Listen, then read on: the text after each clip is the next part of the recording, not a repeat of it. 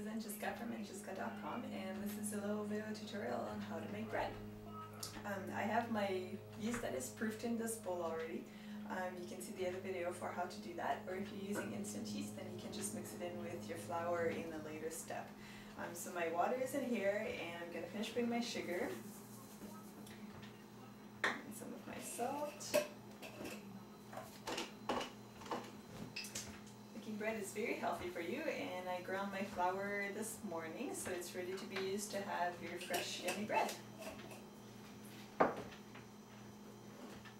I have my sugar, my salt, my water, and my yeast. I'm making 100% wheat bread, so I add some lecithin granules as well as a pinch of ginger and some gluten flour, and that helps to, it just helps to give a little boost to the wheat bread to help it to rise better.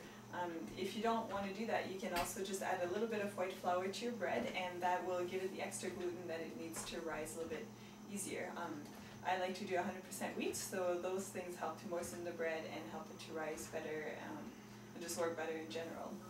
The lemon juice is the same thing. It's just to help it to keep it moist longer. Add a little bit of lemon juice, and those things are optional, but they're a great additive to the bread. Some oil.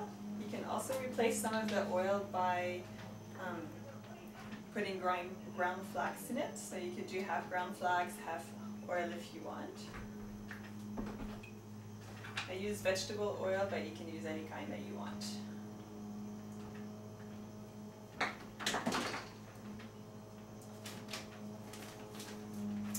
Right, so now I have all my wet ingredients in there, as well as the things that will make it a little bit fluffier, and I'm ready to add my flour. I'll show you the texture here as soon as I get enough flour. To start the bread, I use you can use just a spoon, a mixing spoon, wooden spoon, or spatula just to get it started. Once it gets a little bit thicker, then you can use your hands to knead it.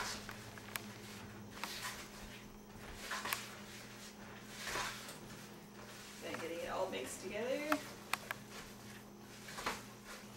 I use fresh ground wheat or spelt because I grind my own grain, and that just allows us to be able to eat the entire kernel instead of using store-bought that they have to take out part of the kernel and store-bought flour, otherwise it wouldn't keep. So when I grind flour, I need to keep it in the freezer if I'm not going to use it right away.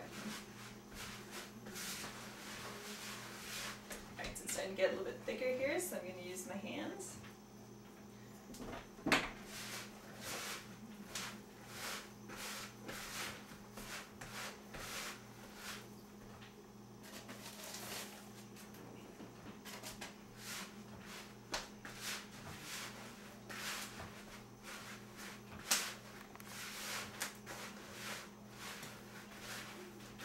This one makes it very thoroughly.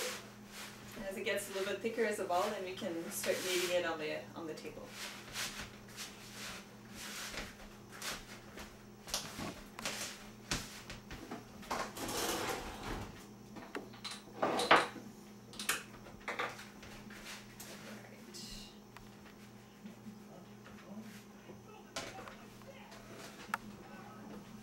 So to knead it, you bring, well, I'll show you a little bit later here.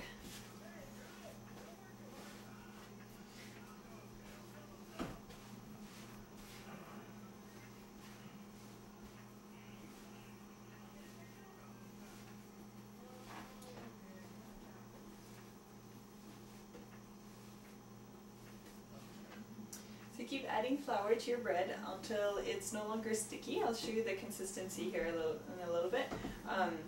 Well, you want it a little bit sticky, but not too much to stick to the table or to your hands too much.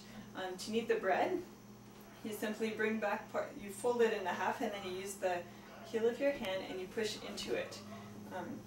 And kneading the bread is what develops the gluten in the bread, and that's what lets the fiber bond together to make the bread be able to be fluffy and hold together just the way that we like it.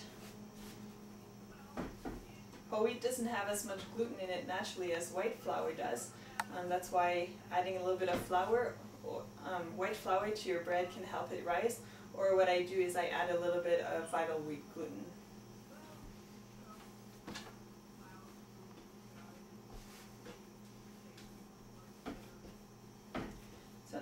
about 10 to 12 minutes. I'll show you how to know if it's kneaded enough.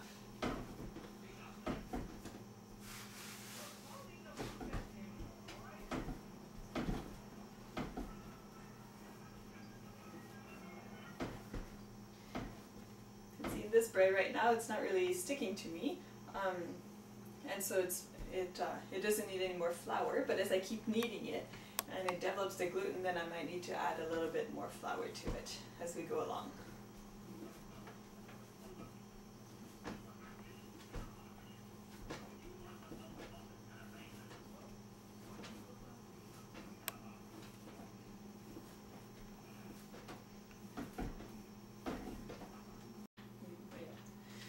So after you've kneaded it for about 10 or 12 minutes, you'll be able to know if the gluten is fully developed in it by taking a chunk of your bread out. If you can take a chunk and spread it really thin so you actually are able to see the light come through it without it just ripping apart, then you know that gluten has been developed enough, because the gluten is what ties the fibers together and makes it into a nice dough. So here you can see through it. It tells me that the bread is kneaded enough, and we can set it in the bowl to start the rise. Once it is kneaded enough, then you make it, just shape it into a ball. It doesn't have to be perfect, but put a little bit of oil at the bottom of a big bowl, and you're going to roll your ball in it just so it keeps it from drying out.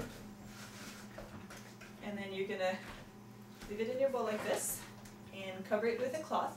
Put it in a place that has no draft. So what you could do is put it inside the oven, and with the light of the oven turned on would give it just a little bit of warmth. Or you could even turn on the oven just a couple minutes just to barely get it warmed in there, so it helps the yeast to just do the first rise a little bit easier.